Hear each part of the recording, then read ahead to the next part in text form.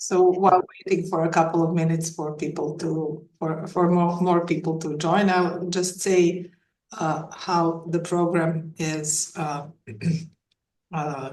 conceived. Actually, it's quite simple. It's 1 hour talk, and then we have half an hour for the Q&A, but it can be fluid.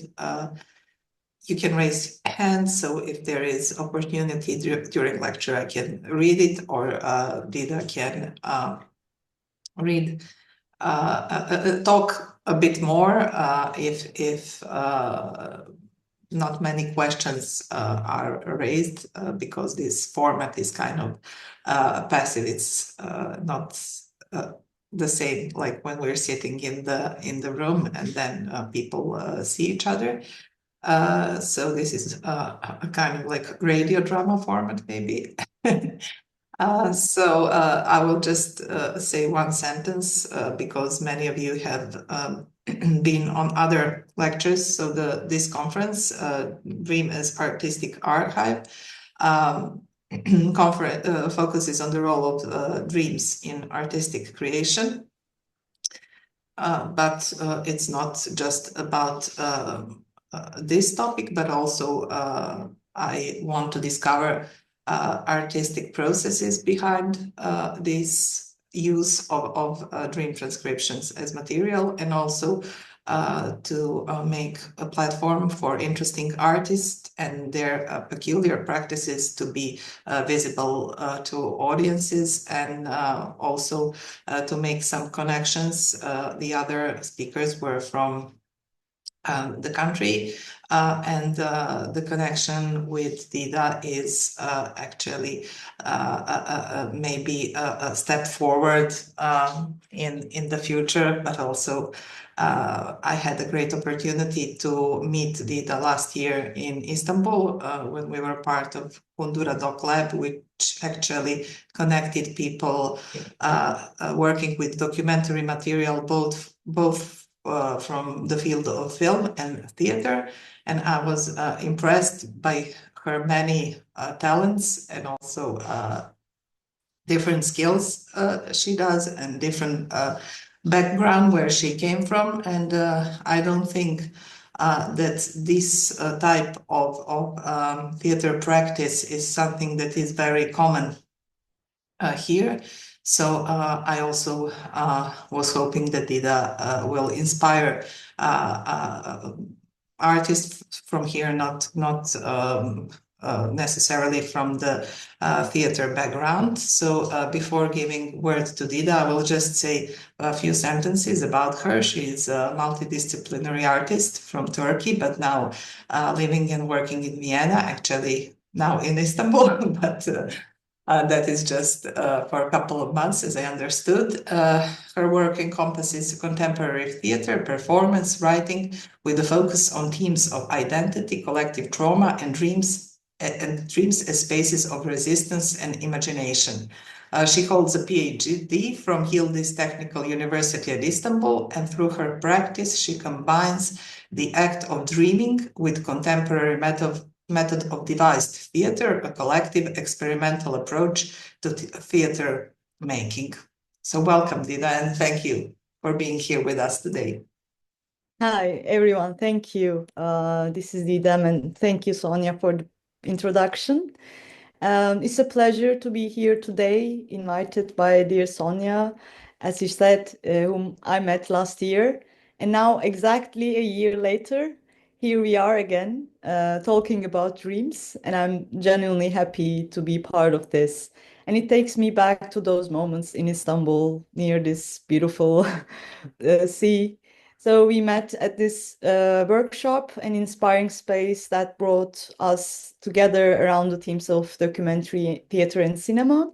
And it was a really fruitful and meaningful experience for me, although I was the only person from theater discipline and the rest was from cinema. And it was also when I first encountered Sonia's project on dreams and her focus on collecting dreams that resonated deeply with me. So now here we are again. And once more, I find myself in Istanbul, a city full of beauty and chaos, and that often feels like a dream and nightmare all at once. So since the day I got Sonia's invitation, the city went crazy, and final days were even crazier with protests and earthquakes and so on. All these days were kind of roller coaster of emotions, ideas, bodily reactions. Some are dreamy, some are nightmarish, to be honest. And for this talk, I didn't want to frame things, and I don't believe that. So to strictly frame it through the duality of dreams versus nightmares. Instead, I understand them and I structure things around them through their entanglement, because I think how can one speak of a dream without invoking or considering a nightmare? We often remember our dreams when we are awake, when the world feels, in quotation marks, normal again. But neither reality nor dreams are normal. Some are surreal, fragmented, even frightening, and sometimes they feel incredibly mundane. So everybody dreams and does understand something from the word itself. So do I. Technically speaking, dreaming and dreaming habits are one of the huge topics that I'm interested in.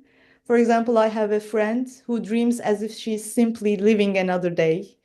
For her, dreaming is just a continuation of daily life. Sometimes it's the day before, sometimes it's a totally new one, but she describes in such detail that it feels like another lived reality. She remembers everything in details. Mine are more like images, sometimes sounds, mostly fragments, blurry pictures, sometimes little scenes, and from time to time, a plot line might appear as well. And I will tell you a lot about how I dream today. Mhm. So I have been dreaming, writing down my dreams since starting a project that centers around the idea of speaking out loud. And I will share more about that soon. Uh, but through this process, especially in the performances, the outcome, when the audience met with the outcome, they often described it as they experienced something surreal while we witnessing what we have created through dreams. This was really meaningful for me, and since then, I've been thinking about how dreams transforms inside our creative processes. And since then, I can just not quite make the difference of dream and reality. And that goes sometimes for talking about the nightmares as well. And journaling dreams might lead people, as it did to me, to realize the relationality of nightmares and dreams and the imagination and reality. So, and it gives a way forward in the creative process of theater making and I think world making as well. Mhm. So, working on our dreams for stage and working on our dreams for the world. So I use the word dreaming in these two different meanings at the same time. Like it's more English in English, imagining. In Turkish, it's also different words for it that comes from Arabic words, but still they actually lead someone when they think about the word to same idea of both sleeping, dreaming, and living dreaming. So this is the beginning of our talk together, saying that I cannot speak of dreams without also considering nightmares and the reality as well. Mhm. And for this relationship between the nightmarish reality, I want to underline that it's like a shadow for the ones who do not experience it physically. So it's a little bit like a tricky thing to name the lived realities that are so harsh and difficult to call them nightmare while some people are living that. Um, but still, I try to think about dreaming and nightmare, that we dream, we imagine so that we don't have these kind of nightmarish realities. And I don't want to overemphasize it, but I want to make a connection to the region that I'm from, um, one called MENA, Svana, or Middle East in quotation marks. And it's like it's on fire, like all the places in the world. People are shouting, enough of this nightmare, enough with the violence, with imprisonments, impoverishment. And so we dream. And it's also what I want to talk about today is dreams have become my space of solitude. Even when I share them publicly, they remain intimate. And maybe that's why I only recall certain images with blurry pictures. I don't know, but I think about them, I write about them, and I speak them out loud. And eventually, I think they begin to speak back. They tell something. So if we listen carefully or work on them, they tell us something. And when we share them, they become the leading paths of creating new things, artistic or in some daily context. So as we dream and imagine together, what we understand from nightmare and dream, I think radically transforms. I tend to call dreaming and working on dreaming as a way or as a tool of radical imagination and transformation. So how and why? These are the questions that always stay with me, not in the form of opposites, as I said, and talking about dreams today will lead me to be a bit more transparent and open, and I can say even naked. So let me introduce myself, my work, and why I'm talking about all this right now. Who am I in all this? Well, anyone who dreams can speak about dreams, obviously. Our dreams reveal things about our psychology, society's culture. They carry habits, symbols, connotations. And I find this topic endlessly fascinating. So, who am I? That is So, also a fascinating topic. so I describe myself in this presentation of this conference as an incredible dreamer. Because dreaming for me is not an escape by staying radically connected to the world. It's how I navigate between pain and hope, between the real horrors of reality and the fragile possibilities of transformation, I would say. Um, Even when dreams fracture under the weight of nightmares, I return to them because imagining new worlds, new futures, new ways of being is not just a habit but a necessity. So, dreaming for me, both in two meanings of it, is an act of survival, resistance, and ultimately of love, I would say. So I'm a performance artist, theater maker, creative performer, and a scholar. I've been making theater and performance for almost 15 years now, focusing primarily on unconventional methods of making art. So my practice emphasizes collaborative creation, moving beyond traditional hierarchies that centers directors and playwrights. And in most of the processes I've been participating, every creative person involved has the freedom to take on roles typically assigned to others, such as writers, choreographer, or designer, depending on the needs of the work. While roles may still be distinct at times, they are shaped by the ideas and structures that emerge collectively. So essentially, we build performances from scratch. We might begin with an image, an idea, or a concept, but the process unfolds within loose frameworks that allow for flexibility. There is mostly no text, no scores, no predetermined paths. Within these structures, there's always a space for anyone to contribute freely and shape the evolving work.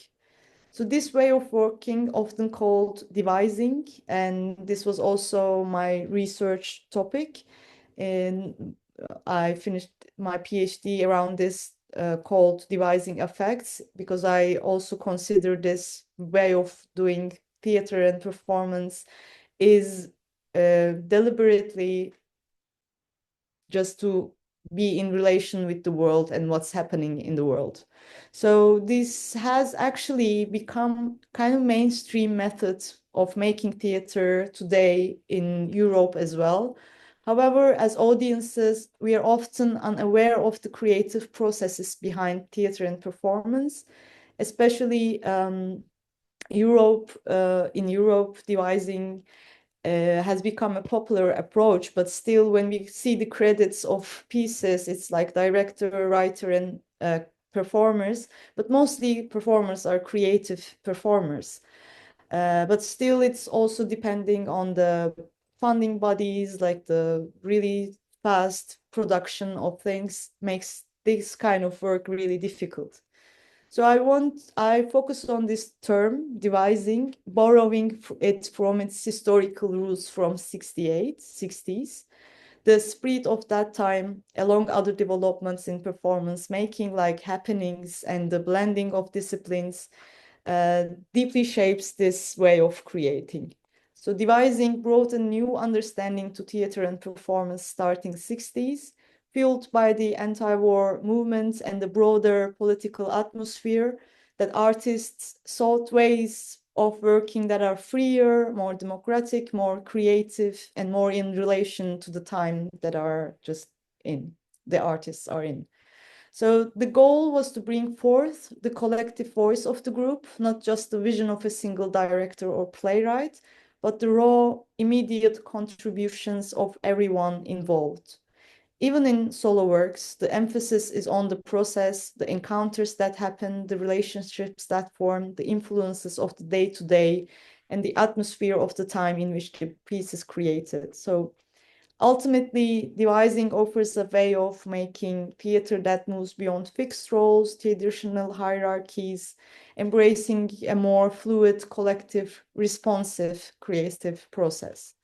So it also brings brings forth new methods, new ideas, and surprising directions. You might start with a topic and end up somewhere you could have never imagined. So today I will be talking about two works, two performances. The first one is Out Loud, premiered in 2023. The second is Out Loud Resistance, is currently in development and is set to premiere in January in 2026 in Vienna and at the same stage. Together, they will hopefully form a part of a trilogy, the Out Loud trilogy. The gap between two premieres turned out to be longer than I anticipated, mostly due to funding processes. Still, what we encounter during this time is always welcomed and becomes part of the creative journey. And along the way, we also encountered new moments of resistance for the second piece. It's now a material that we also practice in daily life. New political resistance have emerged. For example, the protests that began on March 19th in Istanbul, following a controversial court decision involving the mayor of Istanbul, a major opposition figure, faced politically motivated legal pressures, and in what many saw as an attempt to remove him from before upcoming elections. And this event is a pattern, a broader pattern in Turkey, where for many years elected mayors faced imprisonment, replacement by state-appointed trustees, especially from opposition parties or Kurdish regions. So these events added another layer of urgency and emotional resonance to the creative process, reminding us once again how deeply intertwined art, resistance, memory, and the daily political struggles for democracy and justice truly are. And the Out Loud Resistance project is now ongoing, evolving as we work. Today, I will talk about both performances, starting with Out Loud, which focuses deeply on the question of how we work with dreams, how we create from them, how we embody them, and how they shape the work. But actually, this first performance didn't start with dreams. It became about dreams. Over time, we began to use and benefit from the ideas of dreams in the creative process. And let me tell you a little bit how that happened. So we were three creative performers working on this project. The initial idea for the performance was brought by one of our colleagues who proposed the concept of using a microphone and exploring the act of speaking thoughts out loud, giving voice to what we carry inside. So it was a broad and abstract starting point, which made it challenging to find a concrete direction. And at first, it was just two people discussing and exploring around this theme. Later, we invited a third colleague, a dancer, to join the process. And together, we began bringing different materials and ideas into the rehearsal space. So at one point, for example, there was this an interesting object entered our space. It's a mandrake plant. It's a type of plant that when pulled from the soil is said that it screams. This image, the scream when uprooted, become powerful for us. It resonated deeply, being torn from one's origins, one's grounds, produces a kind of a scream. So this idea of the scream connected strongly to what we were feeling at the time that we were rehearsing and researching. Around us, the world was heavy with hardship. The devastating earthquakes on February 6, 2023, among other things, elections and political upheaval. And as we tried to understand what we wanted to say through our work, it was difficult to find lightness, and it was like finding a way between darkness and despair. And yet we didn't want the performance to sink entirely into this darkness. We searched for other ways. That's when we returned to our dreams.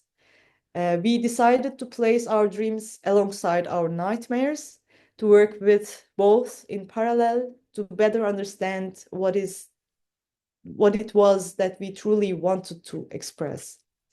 At one stages of the performance, we developed a method, for example, where we would enter the rehearsal space, close our eyes, and simply imagine someone who is dreaming. Or we were practicing daydreaming. We were trying many different ways of using dreams as materials. So today I want to focus on this process from a personal perspective rather than speaking on behalf of my colleagues, also although they brought fascinating material into the space.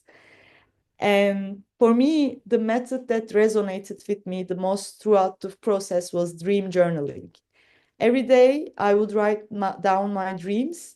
While we didn't always bring the dreams themselves into the rehearsal space, we would bring in what struck us most about the world at that time that we understand through our dreams.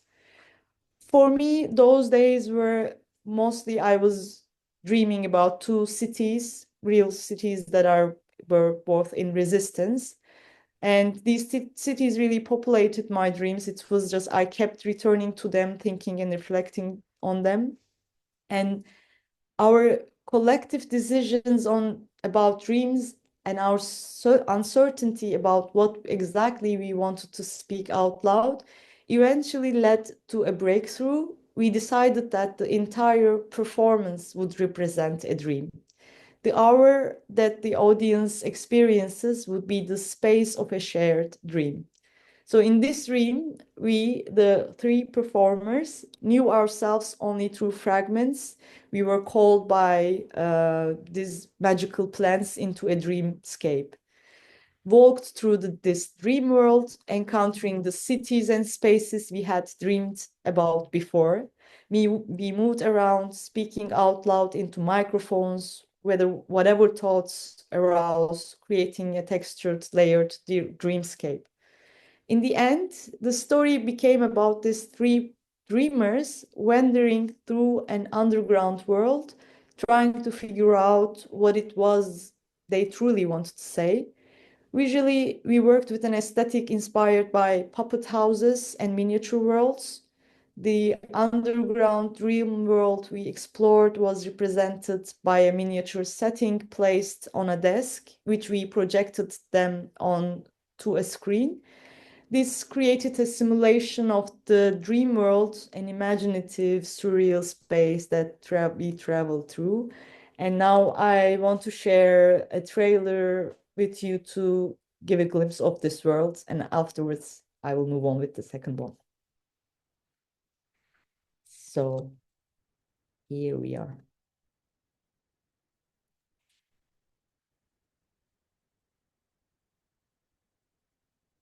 I wasn't sure if we were speaking the same language, and I wasn't also sure if my dream had or has or should have any languages at all.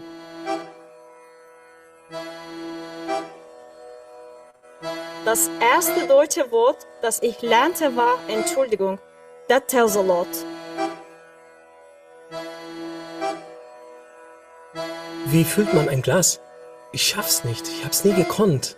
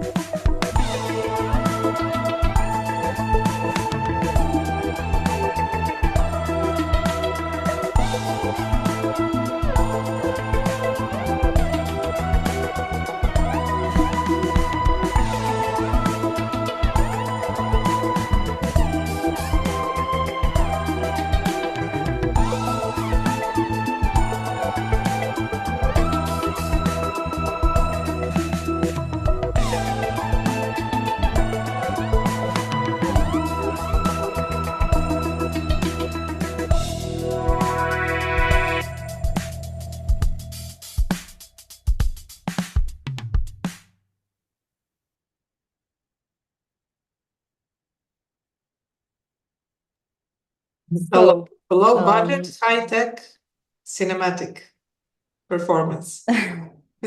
yeah, low budget high tech.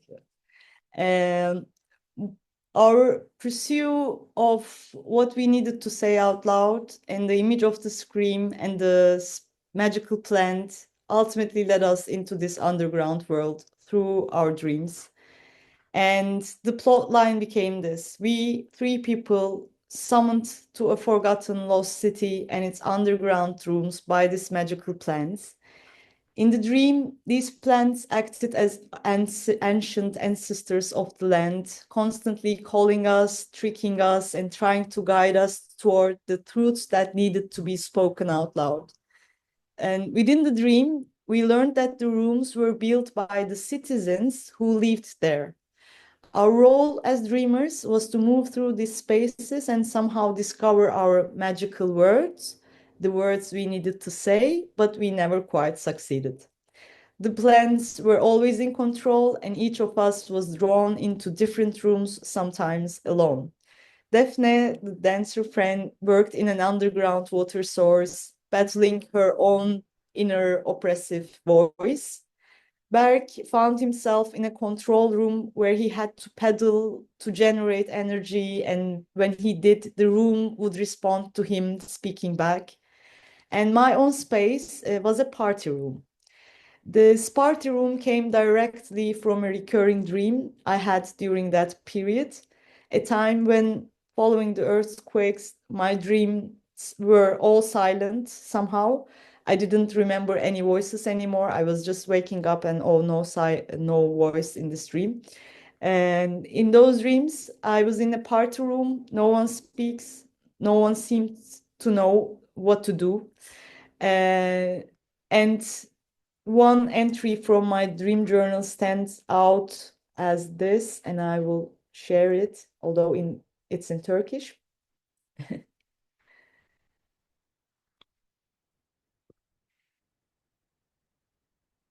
It's visible, right? Yeah. I don't know who we were or how we came together, spending days and nights behind the iron bars of an old chamber. Nobody talks, everybody just dances. We don't even hear music. For days, I feel this inside this dream exactly. For days, there was this non-stop dance. I was swinging and bouncing in the air on a ball hung from the ceiling. I'm certain I will never leave this place. I'm trapped in a party that will never end. So this was my dream. And at that time in real life, it was also like for me a little bit difficult to attend any kind of social gatherings or parties, kind of feeling a little bit down. And even basic conversations were a challenge those days. So this dream made me realize that what I truly hoped to speak out loud was in relation to my perception of the contrast between speaking out and the escapist fantasy that this silent parties in my dreams often reminded me of. But I still believe parties are good. Not always easy, but yeah, let's go to party. And I began to wonder what would happen if you spoke your heart openly and say exactly what is on your mind, something that wouldn't be welcomed or embraced in a party atmosphere. How would one really think about it? How would one really deal with that? It opened up a new perspective that we discussed also inside the rehearsal room for this first performance. And this reflection eventually shaped a scene inside our underground world. I find myself in the party room next to a bouncing ball, weighed down by the exhaustion of pretending everything was fine, pretending I could dance, while in reality I was carrying something unspeakably heavy.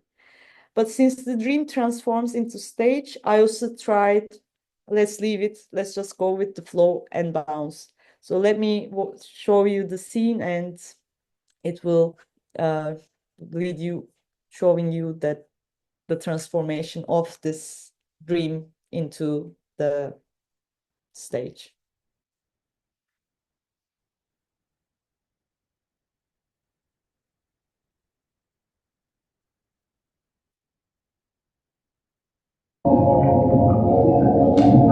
Also, the dream world of Daphne.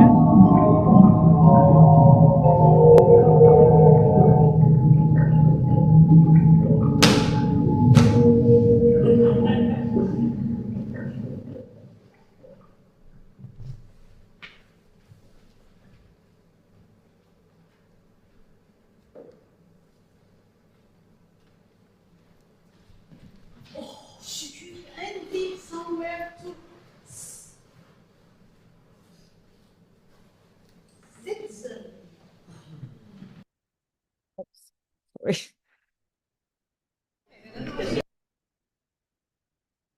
Sorry. It's just with the... Not the problem. You can play it from the beginning. Yeah, with the subtitles. I don't know why, but... Oh, shit. Why?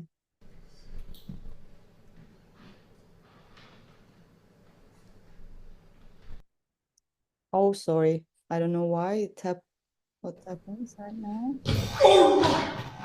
Okay. Let's just...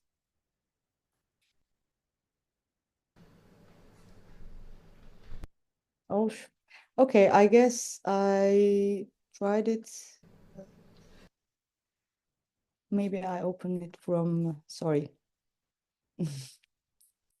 Tiny technical... Just take your time.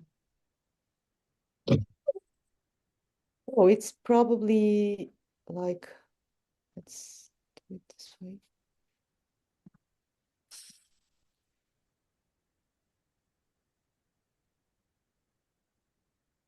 Okay, let me try again. So I hope it will work this time. No. Okay. I'm gonna do it in... Sorry.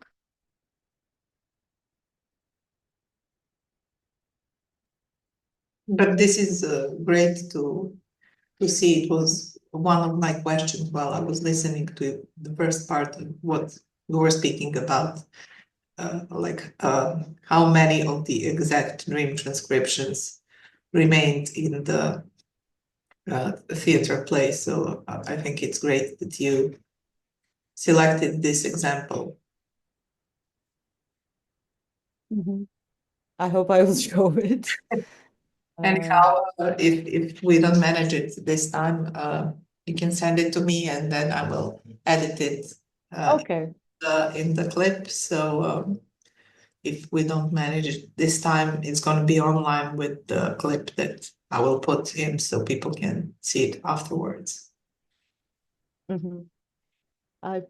Okay. Let's try it again. I hope this time it will work. And okay, where's the share? Now I'm lost. All right. You know that there is, like when you share the file, there is advanced option on top. So let's try it again. So.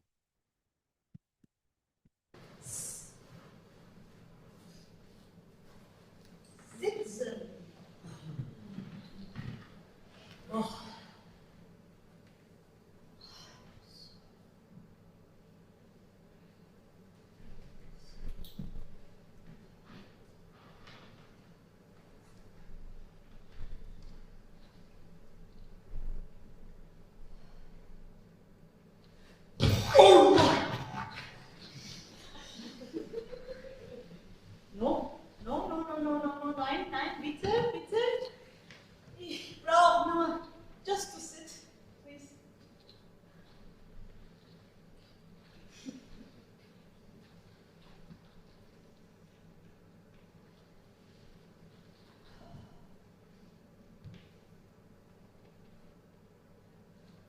Come on, nein!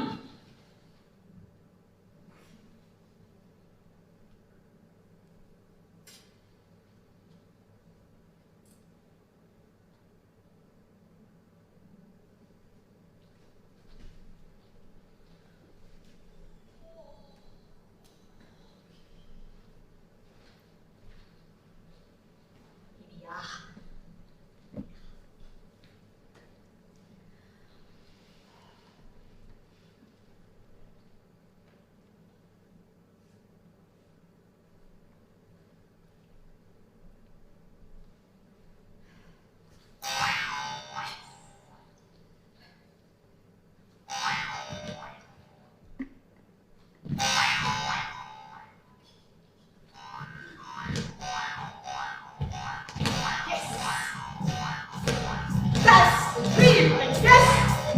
Now!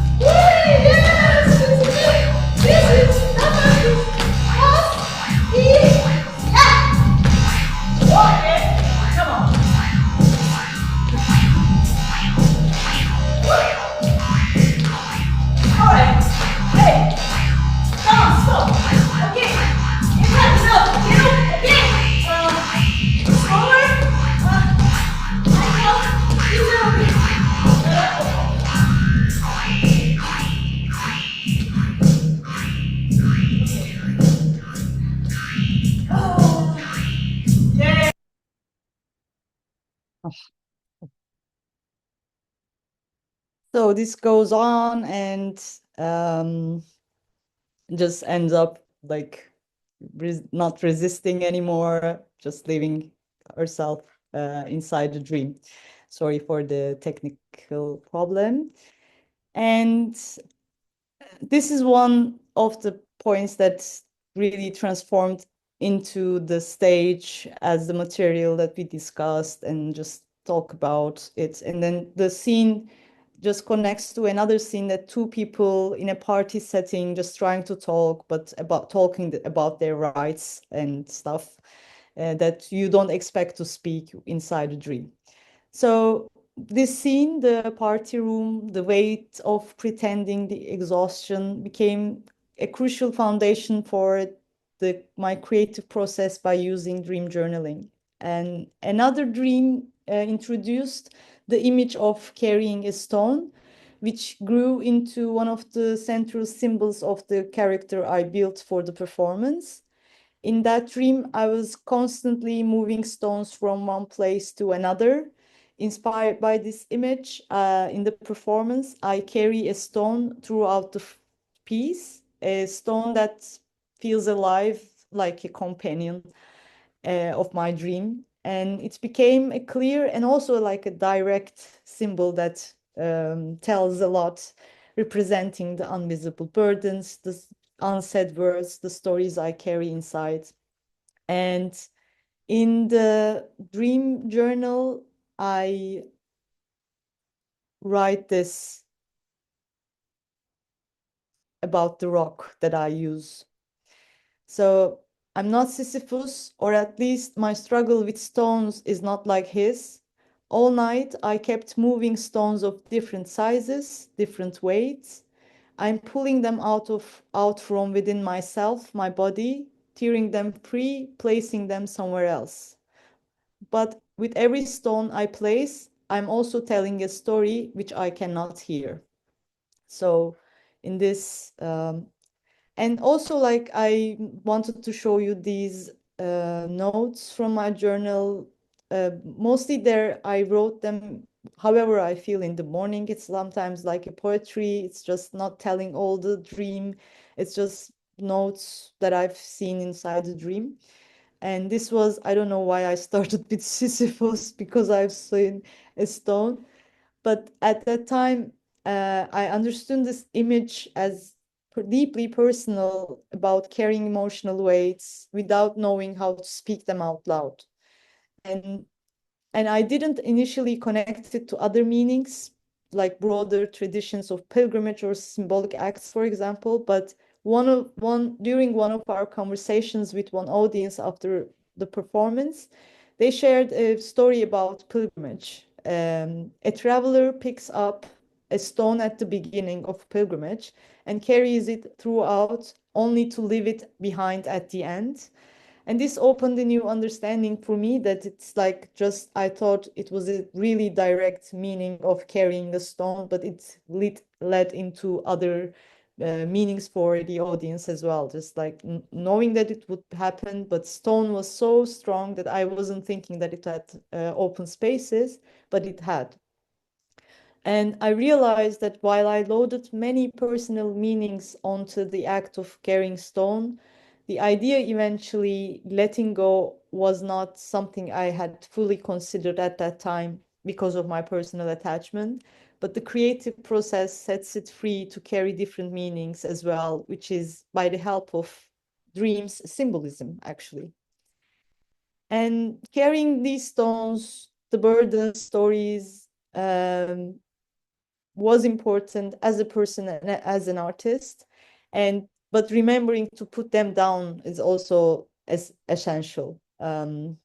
Something that I remind myself, the transformation of creative process.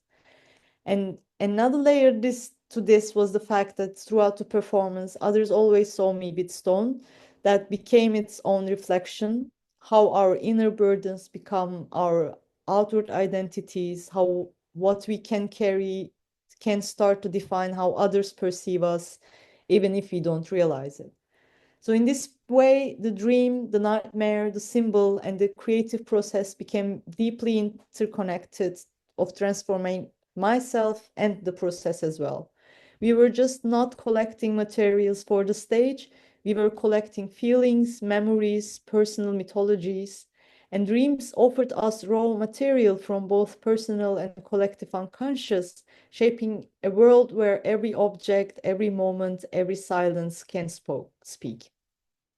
So for Out Loud, both the performance and the creative process using dream journaling and our shared ideas became a way of reacting and understanding the times we were living through.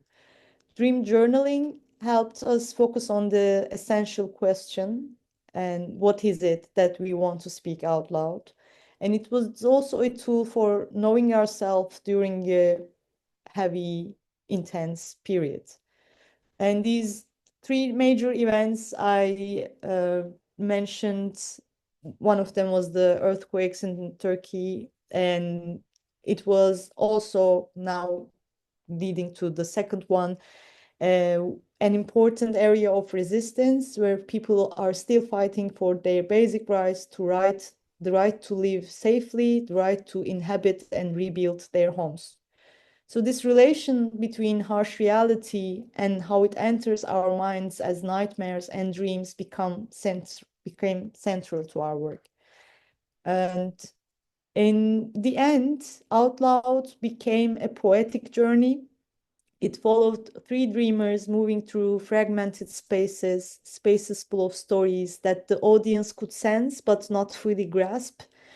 The narrative remained deliberately elusive. The city's history was hinted at but never fully revealed. So this brings us to the second performance I will now share with you, Out Loud Resistance. And in this new work, we hope to open up the hidden world behind the first performance, the world that was only dreamt about, hinted at with kind of Easter eggs and fragments woven into Out Loud. Now we will follow the story of the city itself. The city once resisted, the history hidden within the rooms our dreamers wandered around. So in Out Loud Resistance, the hidden layers from the first piece begin to unfold. And today I would like to share about the world we are building in this second one, and also how the idea of dreaming enters into this creative process. So let's begin with what we have discovered so far about the city that resisted. And here also I will share you one image.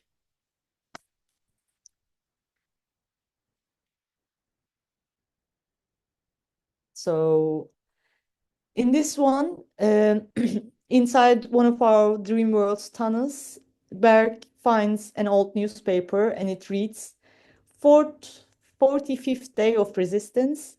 After the southern front had fallen, the community withdrew the third barricade to make a final stand. Each unit was ordered to regroup at the assembly point.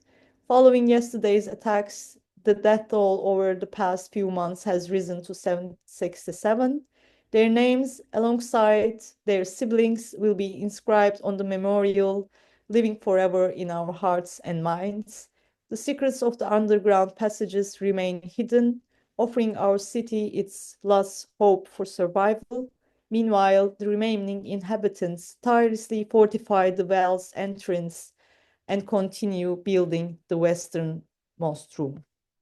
So here, the first thing that we have hidden inside the first performance, and this is the well, like it's dried up right now, but in the second one, this is going to be a city, but the well will remain, and it's like the entrance to imagination and memories and ideas. And also another thing that we have hidden in the first one about the city was another fragment, comes from the control room where the machines give voice to the city's past. It goes like this. Once the well was surrounded by colorful, dazzling, and peaceful creatures. This well, with its healing waters at the center of a beautiful, vibrant city, was one of the few remaining treasures. But the water has long since dried up.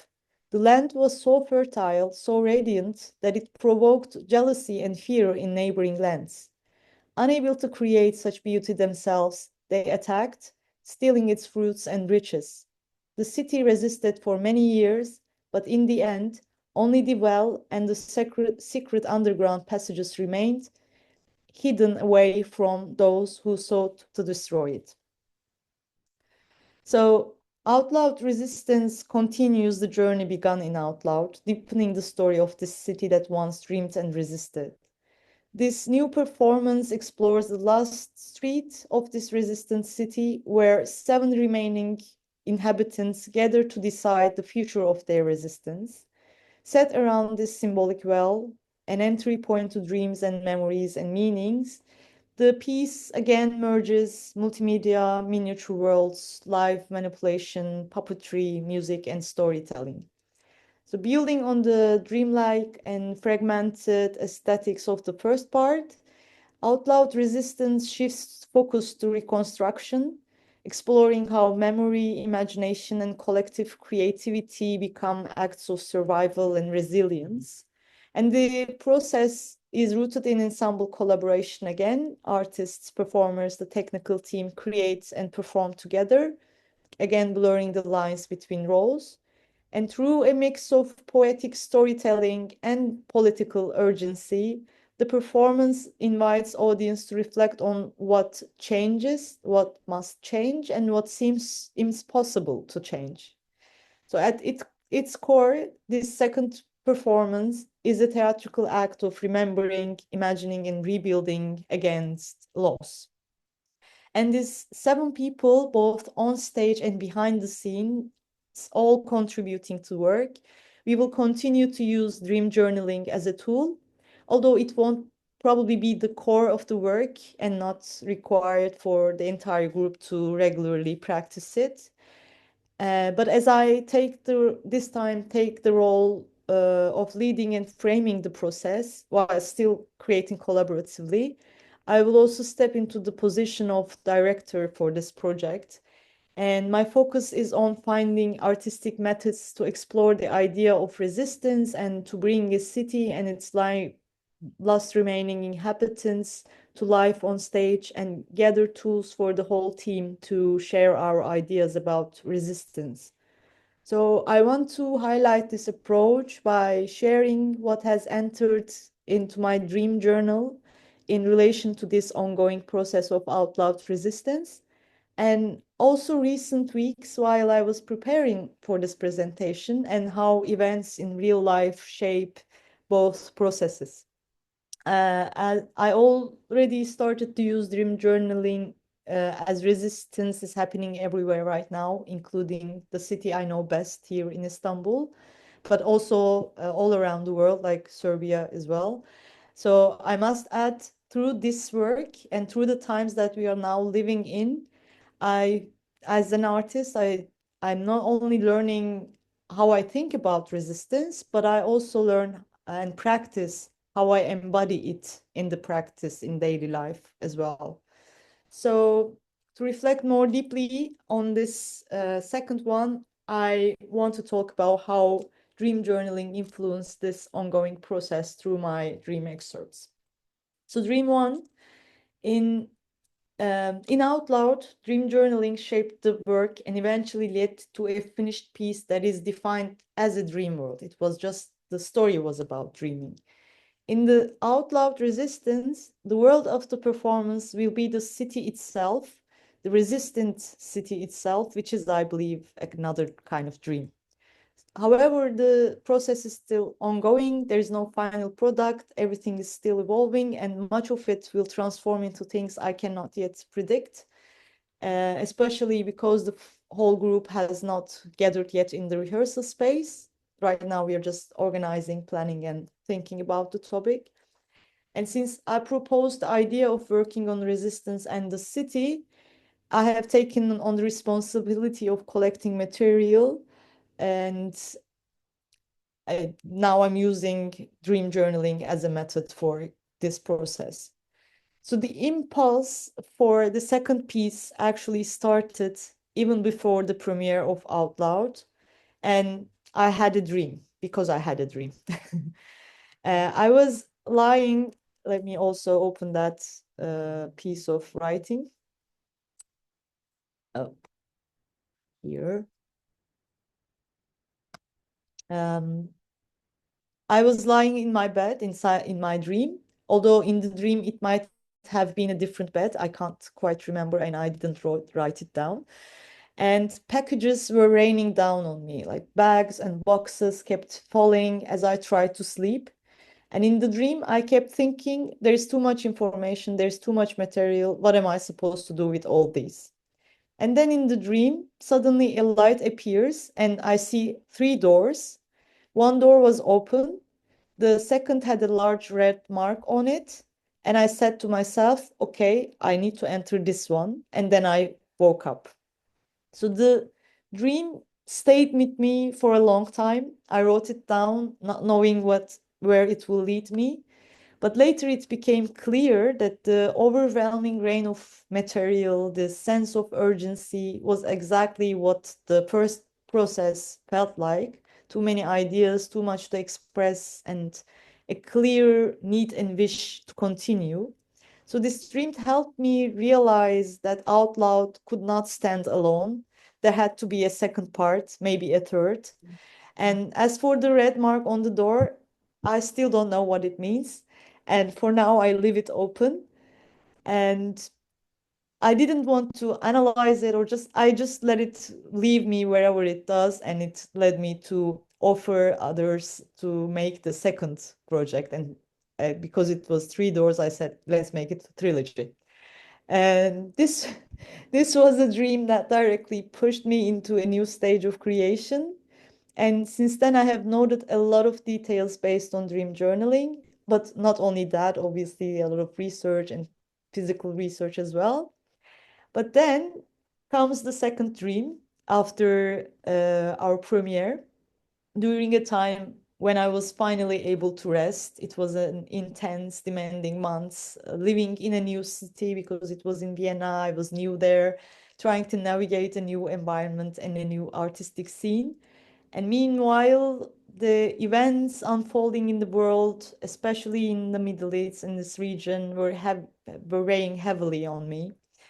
And in the midst of this collective nightmare, I had another dream.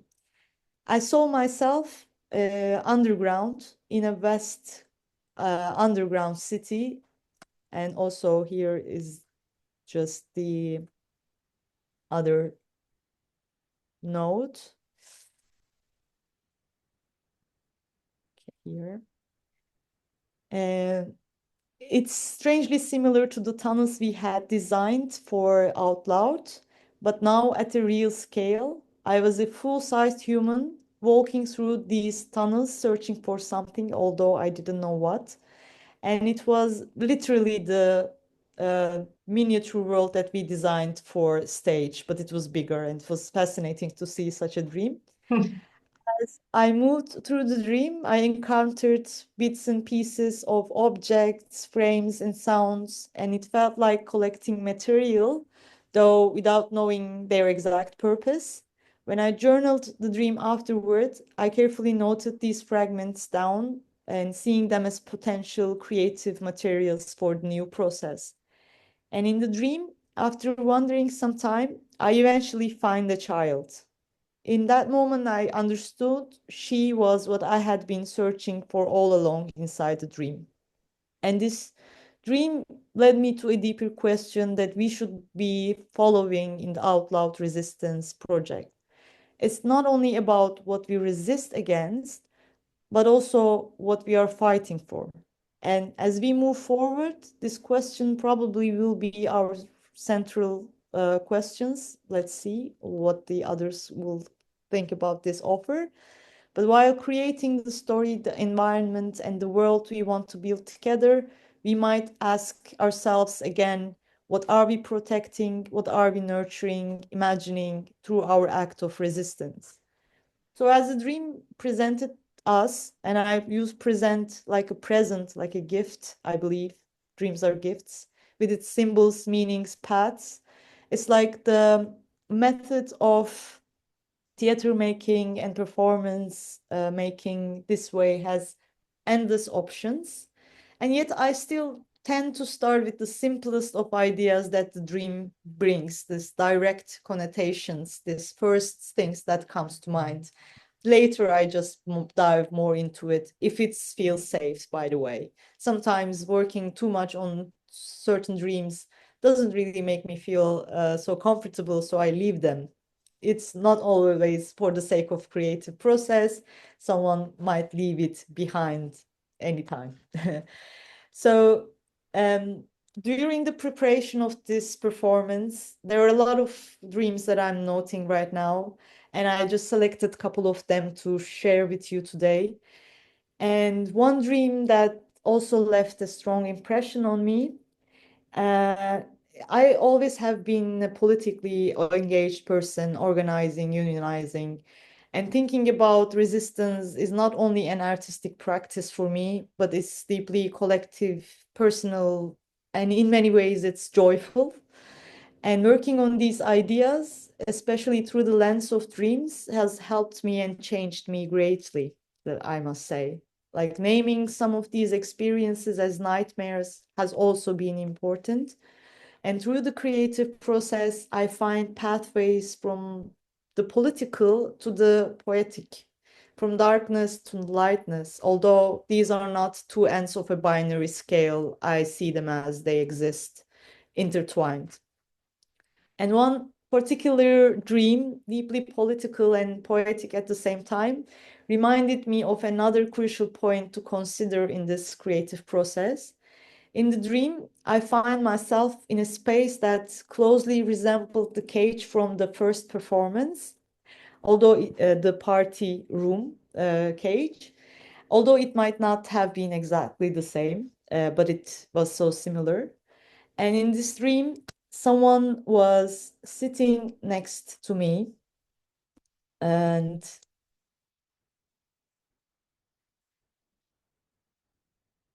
oops.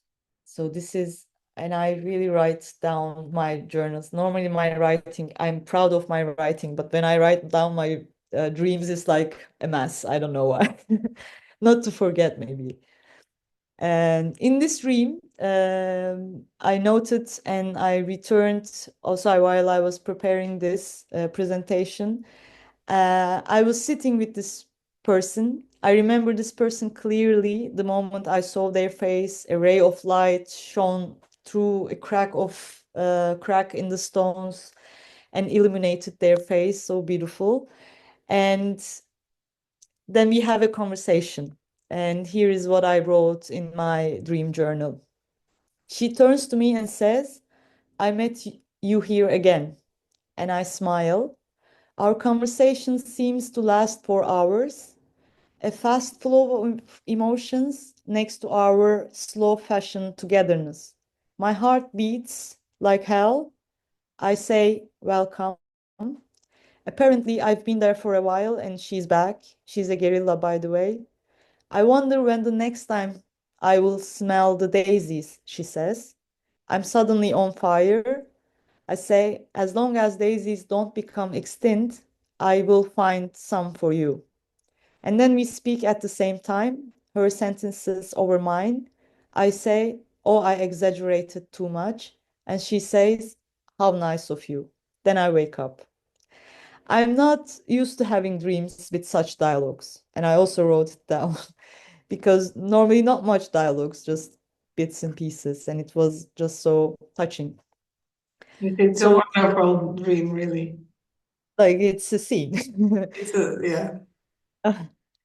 And also it's like these kind of notes that becomes at the end really a scene, a dialogue between two actors on stage, and it's like it's fascinating. And it's like you're working while you're sleeping. These were times when I and all of us around me, like working together, were witnessing massacres and everything. It's the crazy times. And one of the things that relates to me in this dream is that a revolution so close here in Turkey, yet so forbidden and dangerous to even speak about here in Turkey. And when we think about resistance, it's not only how we resist that matters, but also what we choose to bring into conversation. The realities of life, wars and genocide, violence are not nightmares for those living through them, as I mentioned before. They're brutal lived realities, and it doesn't feel right to call them nightmares. Yet, within the context of understanding dreams and imagination, I allow myself to frame them in this way for the sake of understanding creative process. Dreaming, as I've been underlining from the beginning, is also a form of imagining.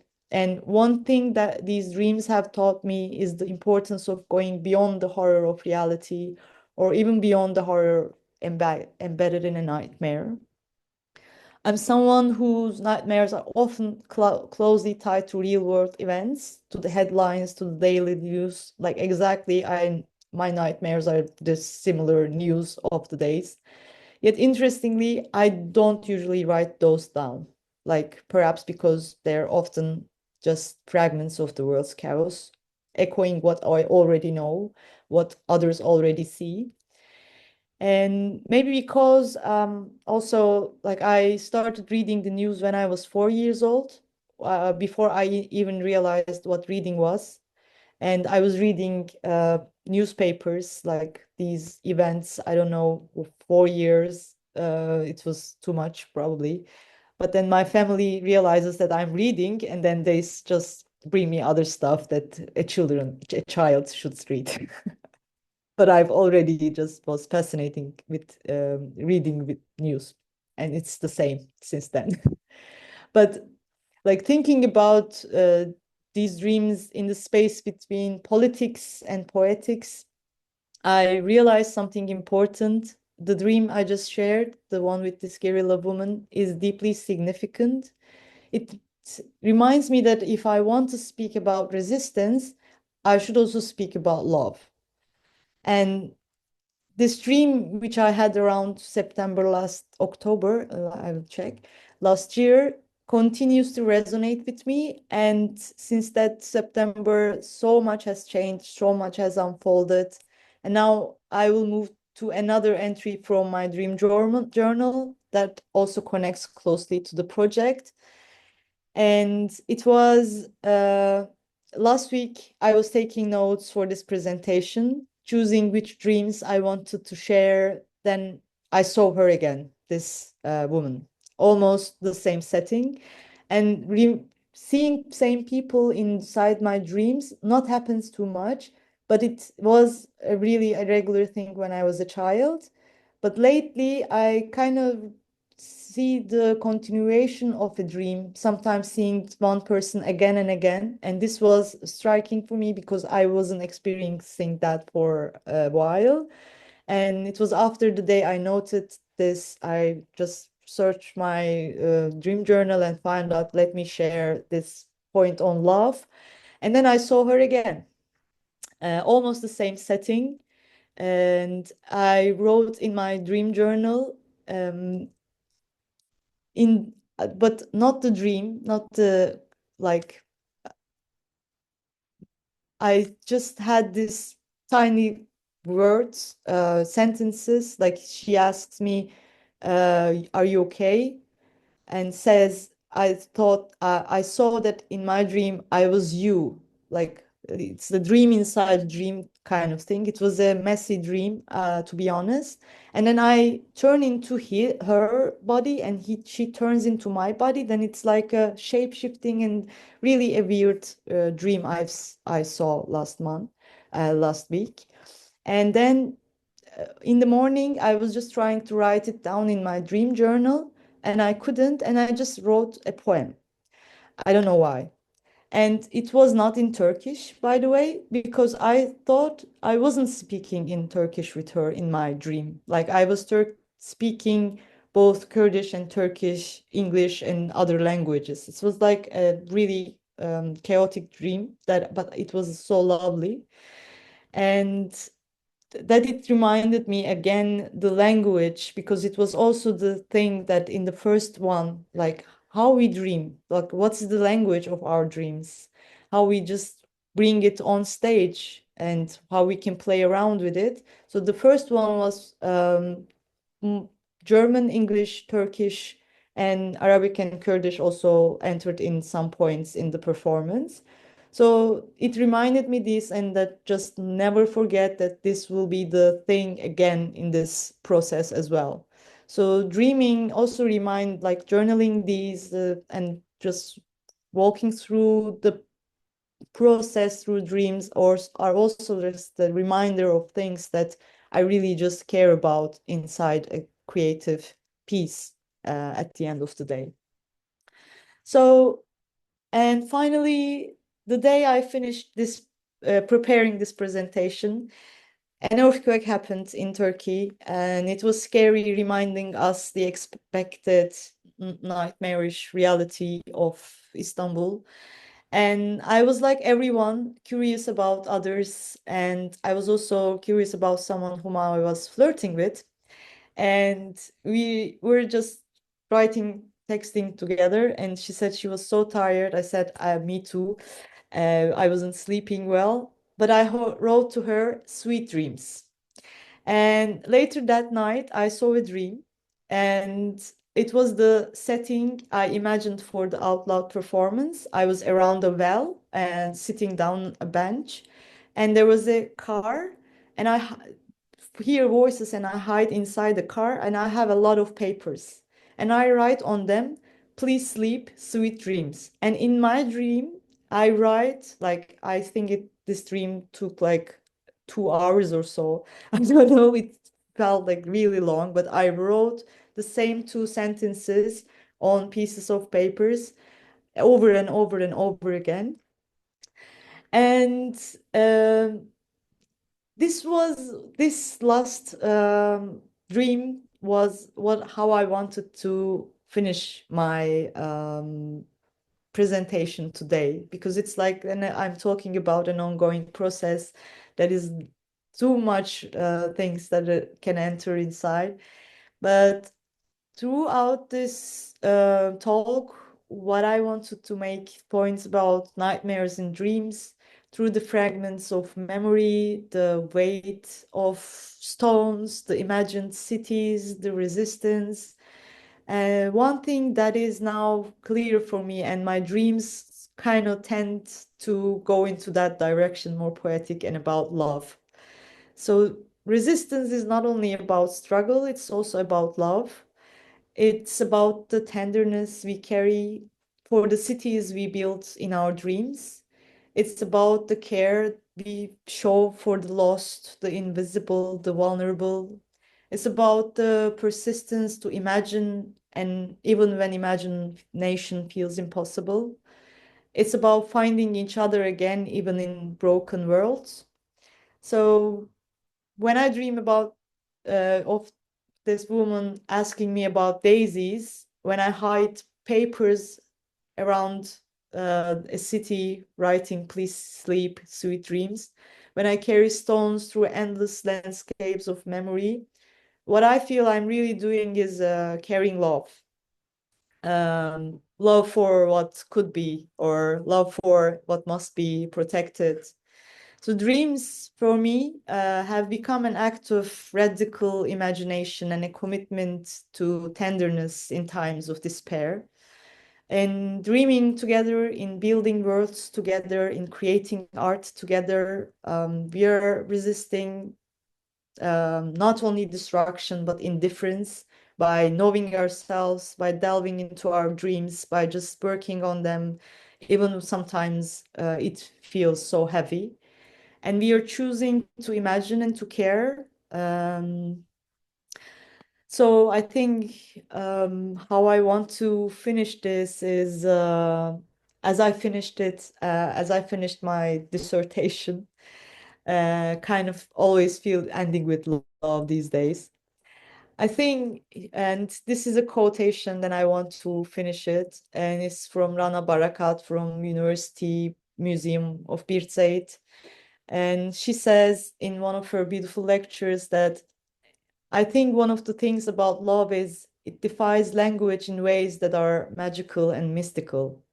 It's not only talking about horror or violence, it lives above and beyond that. It gives us the means and the methods for you be able to grieve, to live through exhaustion, to learn how to sort of think about thinking again, which is all I've been trying to talk about today. And as I said, it defies everything, including words in a dictionary. And I want to turn again to the words of our poets and writers here. And she goes on. And one thing that we used in the first performance, but we couldn't manage it with our stage designer, unfortunately, we made tunnels and wanted to write small things down on the walls of the tunnels. And one sentence was really the core of the first one, and I believe it's the second one. It was for the memorial of the people who resisted in that city. And the first one, we were just visiting this place. And we imagined writing a sentence on the wall of this memorial and saying, in memory of those who dared to dream. And this is one of the sentences that will stay with me in all my creative work, I guess. So thank you for your time. And I think Thank you, Dida, so much. It was really more than a lecture, and you managed to take us into the world of your dreams, but also of your creative process. And I think it's been a very difficult task, almost impossible, but I feel like you've managed to do it, because now I'm full of your inner thoughts and worlds. And at the same time, you've been immensely precise in the flow of your thoughts, but also you brought us many pieces of this puzzle that is really not easy, I think, to articulate, especially in this kind of format where we can't see the play and then afterwards talk about it. And I thank you that your creative process is really very exciting. And what you kind of pointed out very clearly. And I would just like to stress that out before giving words to audience, because not many minutes are left, but we'll see. Yes, I hear. Thank you for this great presentation. It's the first comment. I would just like to stress out one of your points, and that is using dreams as a tool of radical imagination, and also something that is very much engaged, which is not really the first thought that comes with using dreams or being focused on dreams in today's world, or in your artistic practice, because it can usually be considered as escapism. But I think it's kind of maybe more connected to what has been before. I think in this context of the place of a human being in today's world is exactly the opposite, and I think it's a very important point also to articulate, and to state this as something that is radical imagination, rather than hiding in the world that is non-existent. So would somebody like to ask something? Nicola? I would I think have you're a there. question.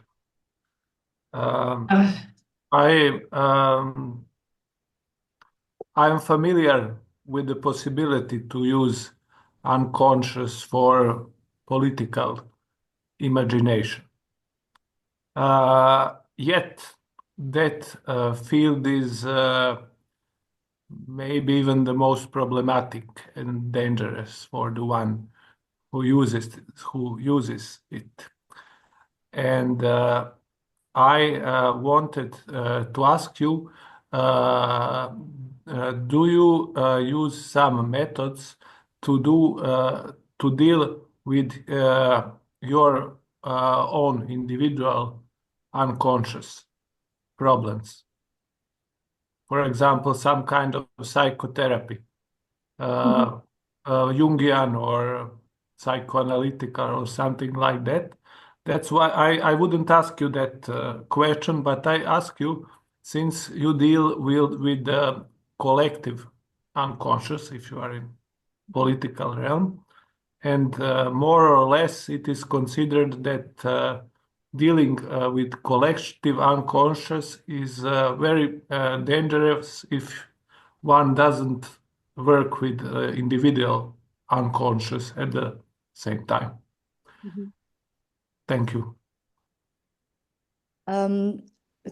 It is the two sides of this point is thank you for this wonderful question, because I also really deal with the how I should really work on dreams, because there is this tendency of really analyzing it through psychology and psychoanalysis, and it's the realm that I'm really struggling to just connect myself. Personally, I'm going to therapies or like any kind of therapeutic movement-based things. I like trying everything in life, by the way. Like it's even for my dreams, like even understanding myself or just trying to share something with another person.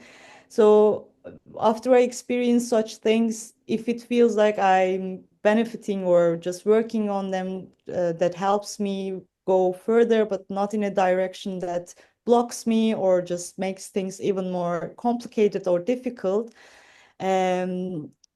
Personal side of this question is yes, I do deal with it. But as I said in the presentation as well, when it's inside of a creative process or when it's a part of a collective work that I'm participating, if things get so difficult that I need to analyze, I need help, or I'm just not able to deal with it anymore, I just leave it because it's the dream. And even like scholars are not really having a common ground on how to understand and work with collective unconscious, like personal dream worlds, that how we should deal with our inner worlds and etc. But with the collective unconscious thing, it's mostly I lean into theory, but it's like it's the political, sociological part of this leaning. Like I don't really want to go into that direction with the collective, when thinking about the collective unconscious, like making inside of creative process, especially like a big analysis, like big results, like big sentences that comes out of it. Like it's because I'm dreaming in my own reality with my own privileges and disadvantages and with own relationships. I'm in this collective world, but still like having differences. It becomes really very complicated to deal with. And I guess it's mostly what I transform when I work with dreams is not about analyzing or just going further into the world of dreams, but using them as just methods and dealing with them personally and sharing with others inside any kind of collective setting to work with, in the social setting only, like not psychological part. It's like psychological vernacular I am a little bit resisting to, because we tend to explain everything through psychology, like even love, like many new words entering into life. So I'm kind of like a person who stands at a distance to it, actually.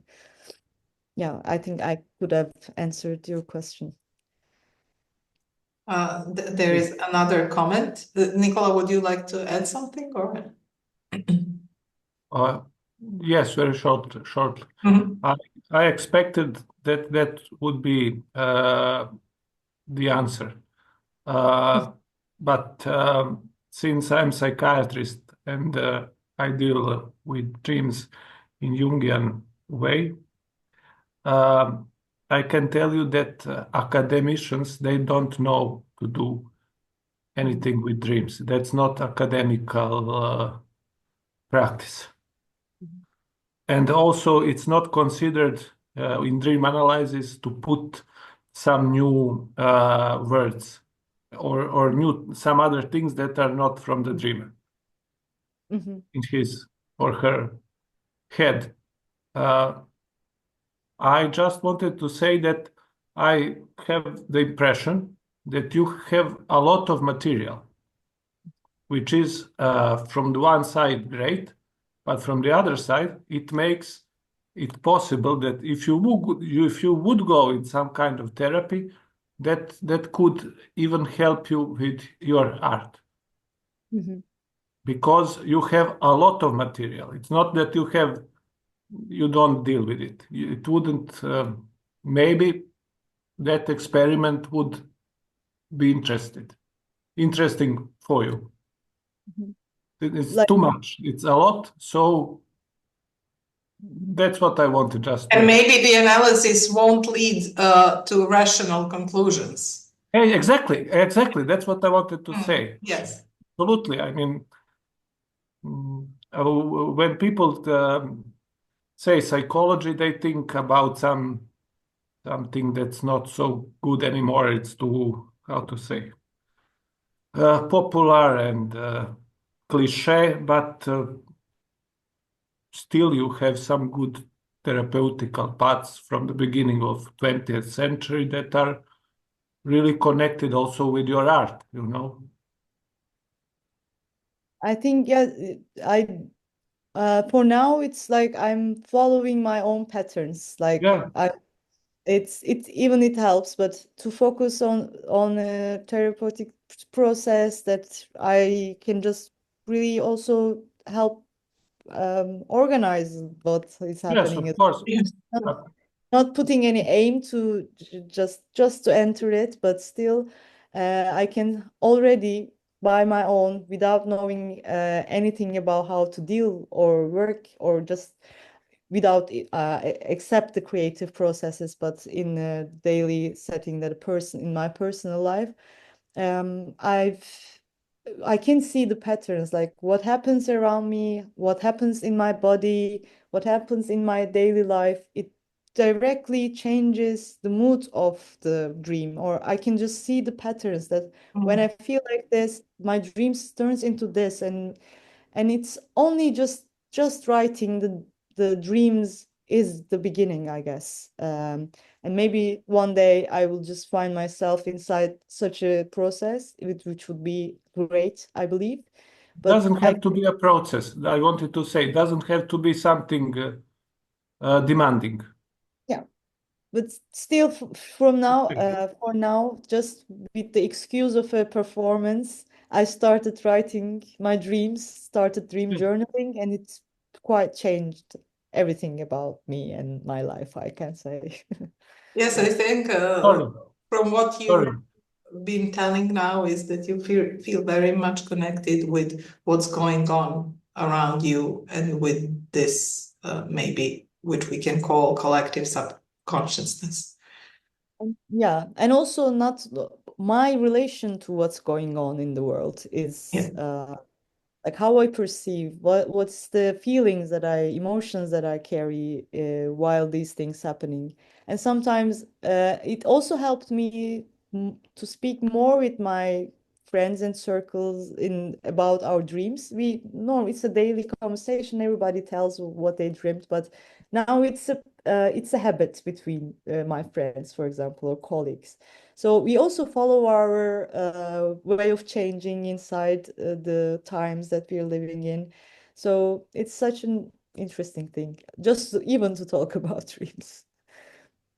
We have another, actually, it's not a question, it's a comment. Presentation was very detailed, but without too much information, it made everything more fascinating. Thank you.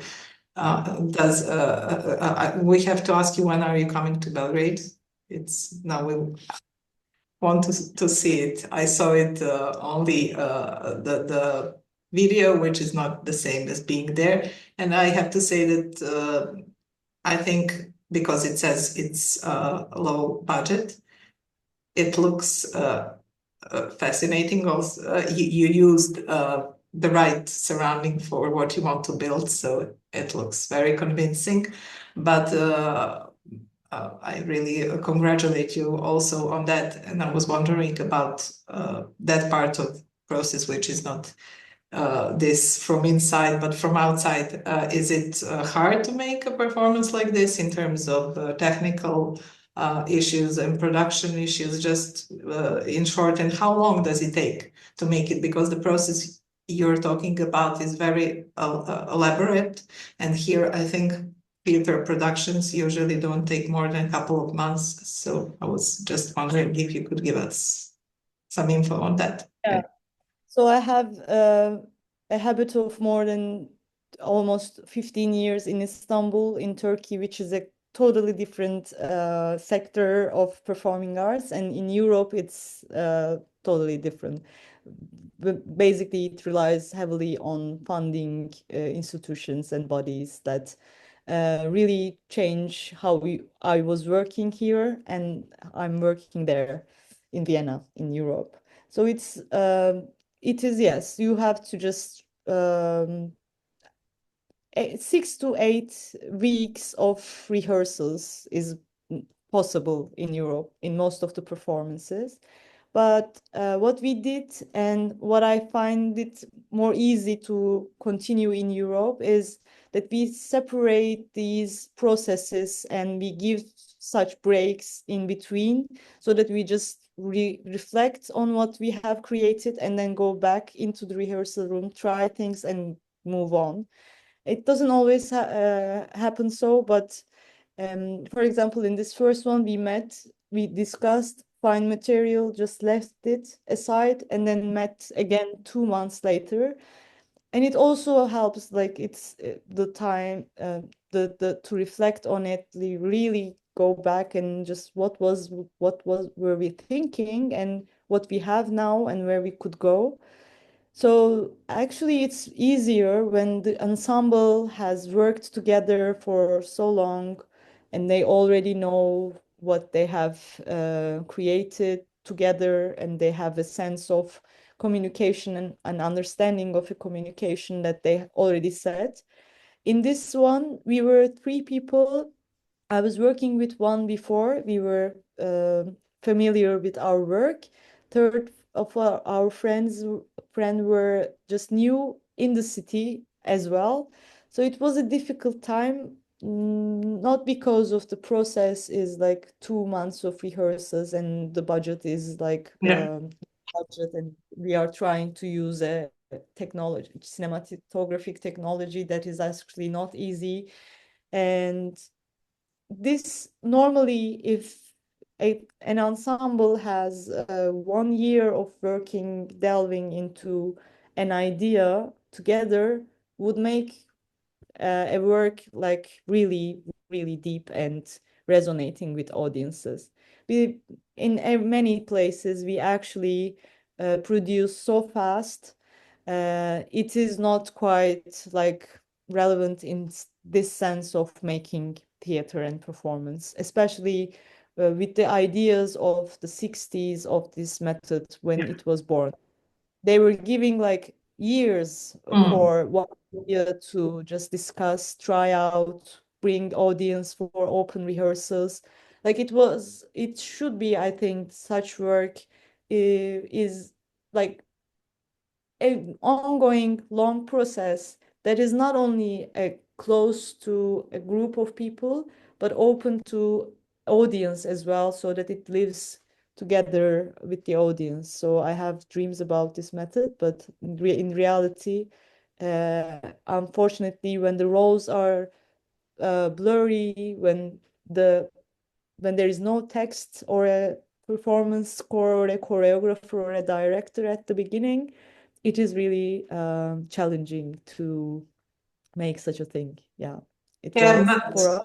It is great that you have these talks because I think the time in between phases is also very important for the process to take time for your thoughts, for the contemplation process to take time. So it's important not to have happen in just this one intensive period. Yeah. So it's great. Would anybody else want to add something? I would just like to for the ending to say I think that Out Loud is very nice title, and also engaged, and I think it is homework for every artist maybe or human being today, and it stretches also to other point that you made, and that is what can you say by words or we are bordered by the means of representation that we are given, and not always able to articulate, like you described, what you felt in your dream. You were kind of, you had to put it in a poem in order to be able to translate it. So I think it is connected to the ending of your presentation, and that poetic side, the poem that you that is the final form that you mentioned is very much connected to this first idea that you came from, and also the act of love that is kind of something that goes beyond all of it. I think it is very beautiful and something that I connect to very much. And I think that is a very engaged idea and maybe a part of the answer to the questions, what are we fighting for? So thank you so much. Would you like maybe to conclude your? Thank you for sharing this time with me, and it was a really wonderful thing for me to just look at my creative process, although I'm doing it, like really collecting the ideas here in the frame of dreams. So I thank you, all of you. I just don't have anything to add, I guess. Thank you, Dida, and I hope to see one of your productions in Belgrade or elsewhere, maybe. I hope I will let if it happens. Thank you, dear participants. Hvala vam svima na pažnji i na prisustvu na cijeloj konferenciji. Have a nice rest of the weekend and bye. Bye. Thank you. Doviđenja svima. Hvala vam puno na pažnji.